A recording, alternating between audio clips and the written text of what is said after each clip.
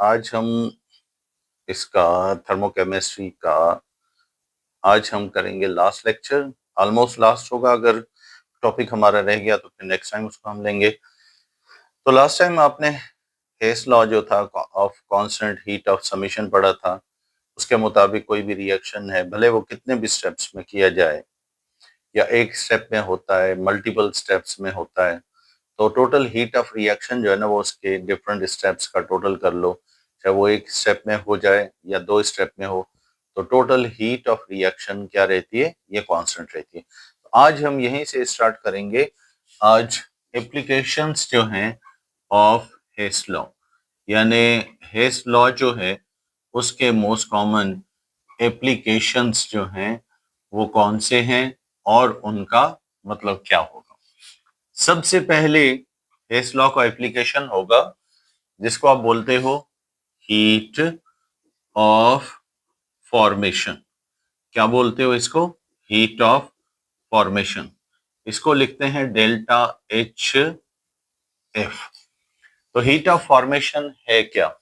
यानी it is the amount of heat, यानी ये असल में अमाउंट ऑफ हीट है, इज इमिटेड, या तो ये इमिट होती है क्योंकि रिएक्शन एंडोथर्मिक भी होते हैं और एक्सोथर्मिक। इट इज इमिटेड, और या फिर एब्जॉर्ब्ड, या फिर एब्जॉर्ब होती हैं। कब? व्हेन वन मोल, एक मोल जो है, ऑफ एनी प्रोडक्ट, किसी भी प्रोडक्ट का एक मोल जो है, इज फॉर्म्ड, यानी एक मोल प्रोडक्ट का बनता है, किसी भी एक मोल प्रोडक्ट का एक मोल बने, तो उस वक्त जो भी amount of heat energy emit या फिर एब्जॉर्ब होती है, उसको हम उस प्रोडक्ट की क्या कहते हैं? हीट ऑफ फॉर्मेशन कहते हैं। तो हीट ऑफ फॉर्मेशन किसी भी प्रोडक्ट की होती है, बाकी ये अलग से रिएक्टेंट्स की नहीं होती है। तो फिर हीट ऑफ फॉर्मेशन कैसे कैलकुलेट करेंगे, ये तो हम अभी सीखेंगे इसमें।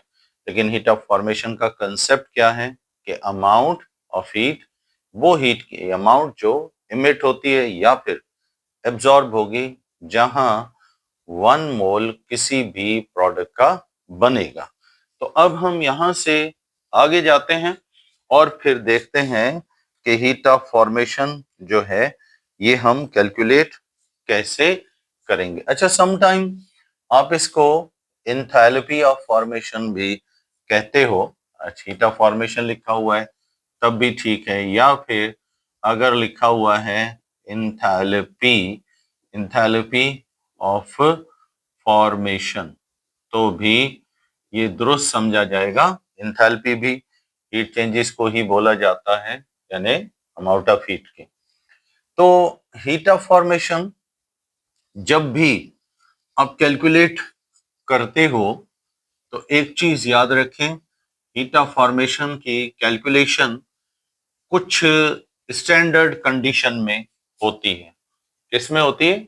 स्टैंडर्ड कंडीशंस में होती है। यानी heat of formation of any product can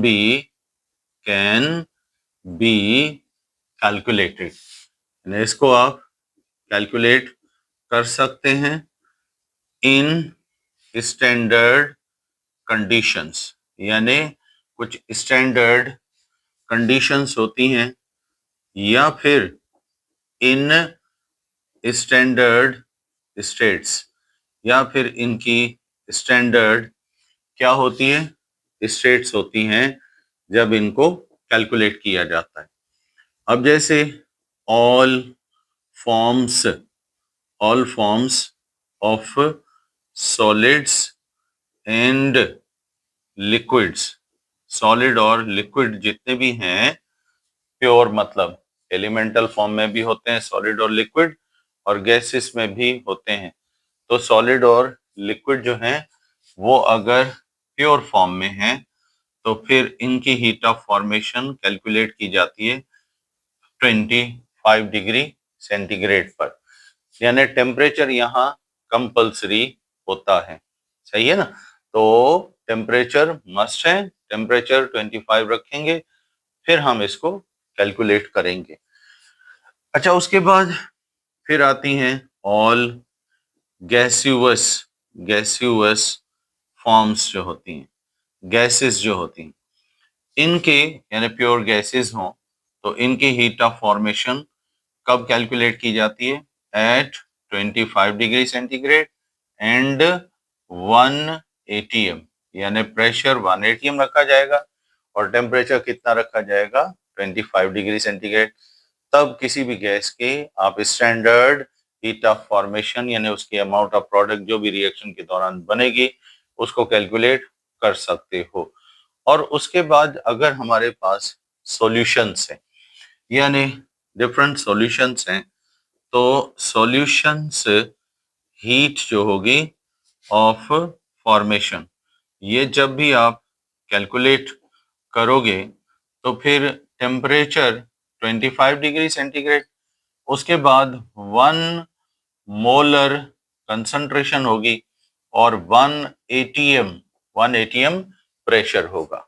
कितना होगा? 25 degree centigrade temperature, 1 ATM pressure और उसके बाद 1 मोलर सॉल्यूशन या कंसंट्रेशन। अब आखिरी जो है हमारा ऑल एलिमेंट्स, चाहे वो सॉलिड हैं, लिक्विड्स हैं या गैसेस हैं, ठीक है, इनका कोई भी प्रोडक्ट किसी एलिमेंट का बनता है तो वो फिर आमतौर पर यानी एट 1 एटीएम, ये 1 एटीएम प्रेशर रखते हो और टेम्परेचर तो आपको पता ही है कितना रखना पड़ता है हमें, 25 डिग्री सेंटीग्रेड। तो इस पोजीशन पर आप किसी भी एलिमेंटल फॉर्म में मैटर है तो हीट ऑफ फॉर्मेशन कैलकुलेट कर सकते हैं। यानी different state different forms of matter हैं, तो इनमें सॉलिड और लिक्विड्स की प्योर फॉर्म में अगर है, सिंगल फॉर्म में 25 डिग्री पर हीट ऑफ फॉर्मेशन कैलकुलेट की जाएगी, किसी और टेम्परेचर पे स्टैंडर्ड नहीं होगी। उसके बाद इनकी गैसियस फॉर्म्स की स्टैंडर्ड हीट होगी 25 डिग्री सेंटीग्रेड 1 एटीएम पर कैलकुलेट होती है और उसके बाद सॉल्यूशंस की हीट ऑफ फॉर्मेशन 25 डिग्री पर 1 मोलर सॉल्यूशन की कैलकुलेट होती है और उसके बाद जो है इसका नेक्स्ट जो है ऑल एलिमेंट्स जो हैं इनका 1 एटीएम पर ऑलमोस्ट हम क्या करते हैं और 25 डिग्री सेंटीग्रेड पर हीट ऑफ फॉर्मेशन कैलकुलेट करते हैं। अब ये हीट ऑफ फॉर्मेशन, एक बात याद रखिएगा, ये किसी भी एलिमेंट की जब कैलकुलेट करोगे, किसकी? एलिमेंट की, तो किसी भी एलिमेंट की अगर हीट ऑफ फॉर्मेशन हमें चाहिए, हमें कैलकुलेट करनी है, तो फिर हम बोलते हैं कि heat of formation, heat of formation of an element, यानी एक एलिमेंट है, इन इट्स किसमें? मोस्ट स्टैंडर्ड, इनकी फिर स्टैंडर्ड फॉर्म होती है most standard and stable form. Her element के आमतौर पर क्या होती हैं? एक स्टैंडर्ड फॉर्म होती है और उसकी स्टैंडर्ड फॉर्म स्टेबल भी होती है। अब देखो ना, सल्फर कई फॉर्म में मिलता है, ऑक्सीजन 2 फॉर्म में मिलता है, O3 और O2। इसी तरीके से कार्बन, डायमंड, ग्रेफाइट इन फॉर्म्स में मिलता है। Sulphur, rhombic sulphur, monoclinic, allotropic forms हैं। तो हर एलिमेंट कई फॉर्म्स में एग्जिस्ट करता है, लेकिन उसकी सबसे देखा जाएगा कि कौन सी फॉर्म स्टेबल। अब जैसे हम अगर लेते हैं किसकी, आमतौर पर कार्बन की बात करते हैं, तो उसका ग्रेफाइट जो है वो ऑलमोस्ट हमारे लिए क्या है, वो एक स्टेबल फॉर्म में ली जाती है। बाकी स्टेट्स को हम नहीं लेंगे स्टैंडर्ड। उसके बाद ऑक्सीजन की O2 की जो स्टेट है ना, इसको स्टैंडर्ड लेंगे, बाकी O3 को नहीं लेंगे। सल्फर की है ना, तो उसकी रोम्बिक फॉर्म को हम स्टैंडर्ड फॉर्म लेंगे और फॉर्म को स्टैंडर्ड फॉर्म नहीं लेंगे। तो इसका मतलब ये हुआ कि हर एलिमेंट की एक स्टैंडर्ड स्टेबल फॉर्म है, और वो जब स्टैंडर्ड स्टेबल फॉर्म होती है तो उसकी हीट ऑफ फॉर्मेशन याद रखो, ये क्या होती है, ये हमेशा जीरो होती है। क्या होती है? जीरो होती है। यानी elements in its most standard and stable form possess 0 kilo joule per mole क्या हीट ऑफ फॉर्मेशन। यानी इनकी हीट ऑफ फॉर्मेशन हमेशा क्या होती है? ये जीरो के बराबर होती है, पर जब वो स्टैंडर्ड फॉर्म में हो। अब हम इसी का हीट ऑफ फॉर्मेशन हम कैलकुलेट कैसे करेंगे, और हीट ऑफ फॉर्मेशन का तरीकेकार या पैटर्न क्या होगा। मैं एक प्रॉब्लम आपका लेता हूं और इसको हम यहाँ पर लिखेंगे और फिर हम कैलकुलेट करेंगे। डिफरेंट हीट ऑफ फॉर्मेशंस हैं, तो हमें एक पेज पर हमें हीट ऑफ फॉर्मेशन मिली हुई है, तो वो है पेज नंबर 231 है आपका टेक्स्ट बुक का। तो इसमें हम देखते हैं पेज नंबर 231 पे कि हीट ऑफ फॉर्मेशन की डेटा आपको कैसे मिलेगी। तो यहाँ पे क्वेश्चन हम लेते हैं कि calculate heat of formation of acetylene ये गैस होती है जिसको इथाइन गैस भी कहते हो, इथाइलिन और acetylene gas from following data. हमें कुछ डेटा मिलेगी। अब उस डेटा के बेस पर आप हीट ऑफ फॉर्मेशन कैलकुलेट करोगे, किसकी? इथाइन की। ये कुछ आपको रिएक्शन दिए जाएंगे जिनसे आप हीट ऑफ फॉर्मेशन कैलकुलेट कर सकते हो। ये डायरेक्ट सिर्फ एलिमेंट्स की या कंपाउंड की मिली हुई नहीं होती, ये रिएक्शंस होते हैं, उनके आगे हीट ऑफ फॉर्मेशन दी होती है। अब जैसे हमें कार्बन, यहाँ पे हमें रिएक्शन दिया गया है और वो रिएक्शन हमारा है इथाइन का। तो फ्रॉम फॉलोइंग डेटा, इसमें एक है हमारे पास कार्बन प्लस ऑक्सीजन, ये मिलकर क्या बनाते हैं? कार्बन डाइऑक्साइड गैस बनाते हैं। और यहाँ डेल्टा एच होती है कितनी? -393.5 किलो जूल पर मोल। एक ये होगा। फिर दूसरी इक्वेशन हमें दी, वो कौन सी है? H2 हाफ O2, और इसमें से बना है H2O। अब डेल्टा H कैलकुलेट करेंगे तो यहाँ पर है हीट की अमाउंट -285 किलो जूल्स पर मोल। ये किलो जूल पर मोल में ही होती है, हीट ऑफ फॉर्मेशन हो या हीट ऑफ रिएक्शन हो। फिर उसके बाद तीसरी हमें इक्वेशन मिली है, कौन से वाली है? ये है C2H2, और उसके बाद है 5/2 O2 इज इक्वल टू कितना है? ये है 2CO2 प्लस H2O, और इसकी हीट ऑफ फॉर्मेशन है या हीट ऑफ रिएक्शन जो है, इस रिएक्शन की हीट जो पैदा हो रही है, एक्सोथर्मिक रिएक्शन है, ये है माइनस कितना?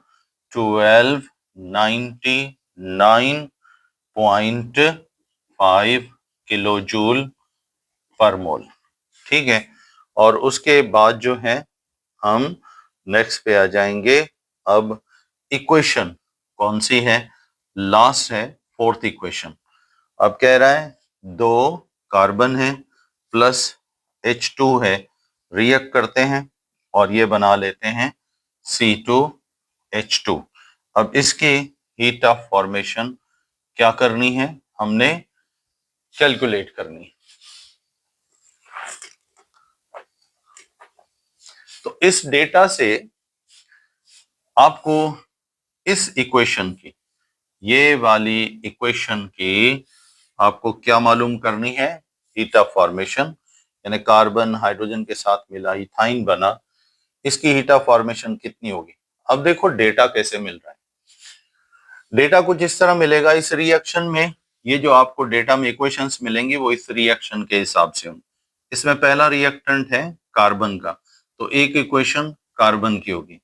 दूसरा रिएक्टेंट है हाइड्रोजन का, तो फिर दूसरा रिएक्शन होगा हाइड्रोजन से स्टार्ट।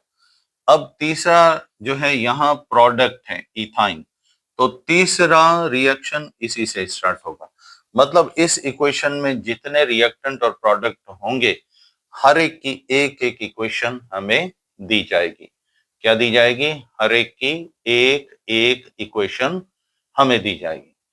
अब इसमें सब, अगर कार्बन का रिएक्शन ऑक्सीजन से है तो फिर हाइड्रोजन का भी ऑक्सीजन से, इथाइन का भी ऑक्सीजन से, तो सबके रिएक्शन एक कॉमन रिएक्टेंट से ही दिए हुए होंगे। ठीक है, तो डेटा पहचानना आसान है। यानी डेटा में कितनी इक्वेशंस होंगी? एक तो वो इक्वेशन है जिसकी हीट ऑफ फॉर्मेशन कैलकुलेट करनी, बाकी आपको रिएक्शंस की कितनी इक्वेशंस मिलेंगी ये सारे गिन लो। ये देखो 1 2 3, तो रिएक्शन 3 होंगे।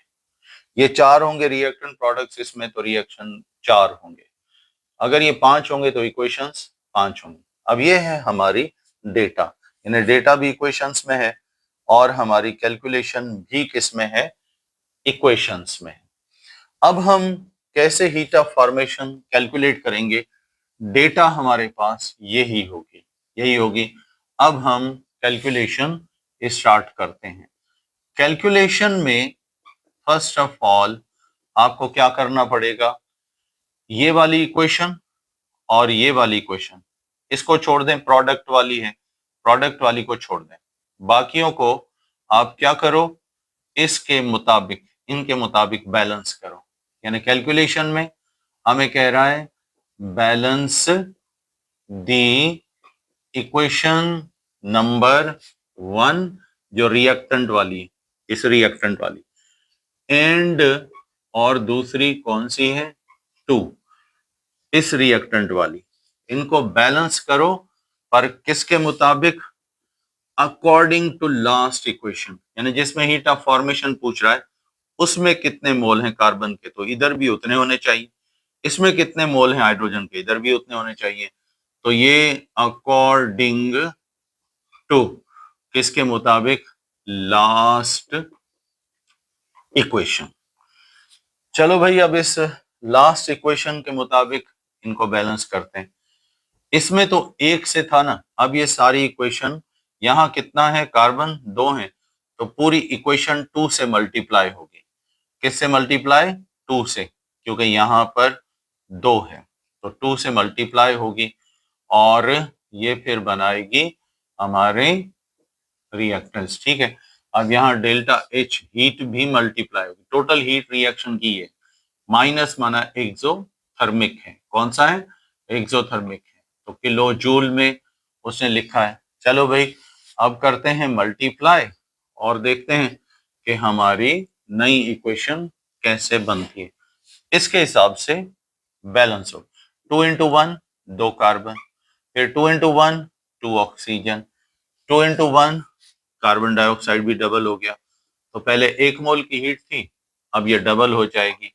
तो पहले थी 393.5, अब हो जाएगी हमारी 2 5 द 10 कैरी 1, फिर ये 2 3 द 6 7, उसके बाद 2 9 द 18 और उसके बाद 2 3 द 6 7, तो -787 किलो जूल हो जाएगी। तो अब ये रखनी है हमने, ये हमने बैलेंस कर ली, इसको बैलेंस किया इसके मुताबिक।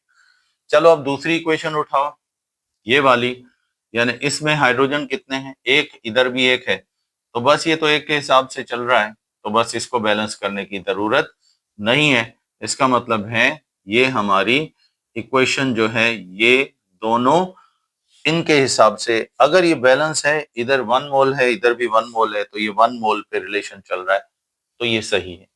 अब इसको फर्दर बैलेंस करने की जरूरत नहीं है। तो इसका मतलब है ये दोनों इक्वेशंस जो हैं ये करेक्ट है हमारी। अब हम क्या करेंगे, इन दो इक्वेशंस को आपस में क्या करेंगे, ऐड करेंगे। क्या करेंगे, पहले बैलेंस कर लिया, अब इन दोनों को क्या करना है, ऐड करना है, और आपने फिर देखना है कि क्या करते हैं। अब हम कहेंगे कि भाई ऐड बोथ बैलेंस्ड इक्वेशंस। जो इक्वेशंस आपने बैलेंस की हैं, अब इनको आपस में क्या कर लो, ऐड कर लो।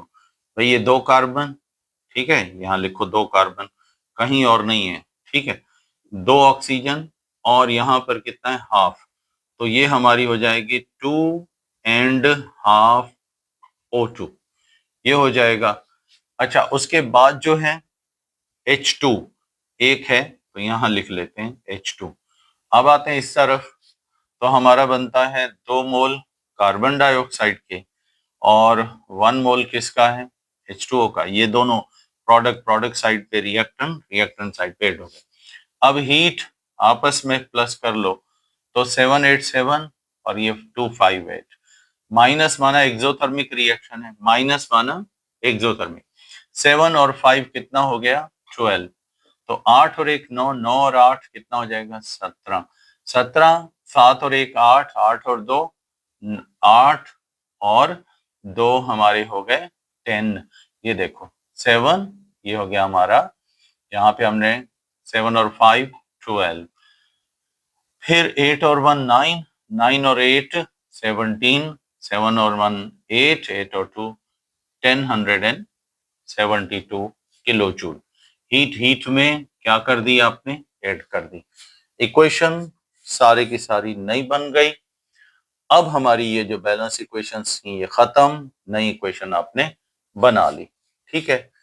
अब आपने क्या करना है, अब आपने नेक्स्ट ये करना है कि जब ये कर लो, बैलेंस भी हो गई, नई बैलेंस करने के बाद दोनों आपस में ऐड भी हो गई, और एक नई इक्वेशन आपने बना ली। अब इस इक्वेशन को, इसमें से जो बनाई है, इसमें से लास्ट इक्वेशन जो है ना, वो क्या करो, सबट्रैक्ट। अब कहता है सबट्रैक्ट, ठीक है, लास्ट इक्वेशन, इक्वेशन ऑफ किसकी, C2H2 की, फ्रॉम बैलेंस्ड, जो अभी आपने बैलेंस इक्वेशन बनाई है इसमें से, ठीक है। अब ये बैलेंस इक्वेशन आपकी कौन सी है, 2C, रिएक्टेंस वाली। किसके वाली, रिएक्टेंट। मैं इसको 5/2 लिख दूं, क्योंकि 2.5 5 मोल का आधा होता है, तो 5/2 भी लिख सकते हो। O2 है और H2 है, और इसके बाद हमारे 2 मोल किसके हैं, कार्बन डाइऑक्साइड के हैं, और 1 मोल किसका है, H2O का है। तो यहाँ पर हीट बन रही है -1072 किलो जूल्स पर मोल। कितनी बन रही है, 1072 किलो जूल पर मोल। ये हमारी टोटल हीट बन गई। अब आपने इसमें से ये क्या करना है, लास्ट इक्वेशन। अब लास्ट इक्वेशन आपकी कौन सी थी, हाफ मोल वाली, जो मैंने आपको लिखवाई थी, वो कौन से वाली थी, वो थी C2H2। अब इसको हमने 5/2 O2 दिया, ठीक है, और उसके बाद ये जो है ये कन्वर्ट हो गई किसमें, 2 मोल कार्बन डाइऑक्साइड में, और 1 मोल किसका बन गया, H2O का। और हीट यहाँ पर कितनी इमिट हुई है, तो वो हीट है प्लस कितना बेटा, ये है -1299.5 किलो जूल्स। एक्सोथर्मिक है, तो यहाँ पे लिखेंगे -1299 पॉइंट, कितना था लिखा हुआ है आपके पास, ये है 0.6 किलो जूल्स, 6 किलो जूल्स, ठीक है। अब ये भी माइनस होगा, ये भी माइनस होगा, ये भी माइनस, ये भी माइनस, ये भी माइनस। अब देख लेते हैं, यानी लास्ट इक्वेशन, ठीक है। तो हमें हीट ऑफ फॉर्मेशन मिल जाएगी। अब भाई ये कार्बन प्लस के इधर कार्बन अकेला नहीं है, इस जैसा ही और रिएक्टेंट, ये O2 5.5 O2 है, नीचे भी 5.5 O2, ये हो जाएंगे कैंसिल। H2 ऊपर है लेकिन नीचे नहीं, फार्मूला यही हो, फार्मूला यही हो, फिर माइनस होगा। अच्छा ये 2CO2 है, ये 2CO2 है, ये माइनस के हैं, ये प्लस के हो गए, ये माइनस के हैं, ये प्लस के, कैंसिल हो गए। अब जो चीजें रिएक्टेंट साइड पर बची हैं ऊपर वाली इक्वेशन में, जो बचेगा वो सारा, जो भी बचेगा रिएक्टेंट साइड पे रखा जाएगा, इधर जो कुछ बचेगा वो नई इक्वेशन में प्रोडक्ट साइड पे। तो ऊपर बचे हैं 2 कार्बन, ठीक है, फिर बचा है 1 मोल इसका हाइड्रोजन, अब और कुछ भी नहीं ऊपर वाली इक्वेशन। अब नीचे अलबत्ता बचा है C2H2 और डेल्टा H। अब हमने इसमें से ये है प्लस के 1299.6 है, और इसमें से माइनस करने हैं 1072.0, तो ये तो 6 आ जाएगा पॉइंट, फिर ये माइनस के हो गए, ये हो गया 7, ठीक है, ये फिर हो जाएगा 2 और उसके बाद ये 2, तो ये माइनस के आपके बच गए, कितने बच गए आपके प्लस के, अब ये बच गए 227.6 किलो जूल पर मोल।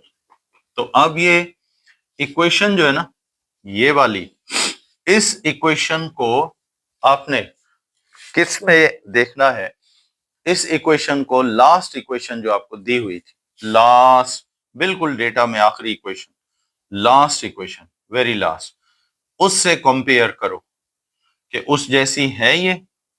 तो अगर उस जैसी है, ये देखो ये लास्ट इक्वेशन ये थी आपकी, बस यही था आपका, यही इक्वेशन थी, ये देखो दोनों इक्वेशंस मैच कर रही हैं, तो इसका मतलब है हमारी हीट ऑफ फॉर्मेशन यहाँ कितनी हो गई, अब इसको हटा देते हैं, 227.6 किलो जूल पर मोल।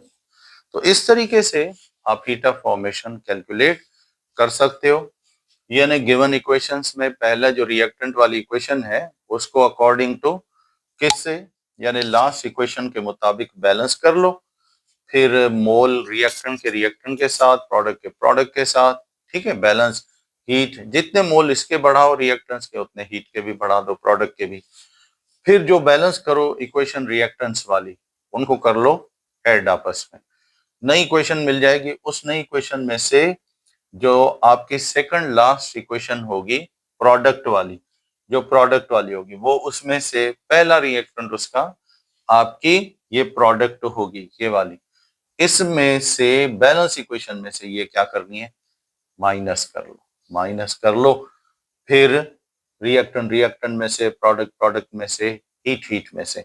अब जो ऊपर वाली इक्वेशन में बचे, नई इक्वेशन बनाओ, उसको रखो रिएक्टेंट साइड पे, नीचे जो भी बचे रिएक्टेंट और प्रोडक्ट उसको रखो प्रोडक्ट साइड पे, और हीट में से माइनस कर लो।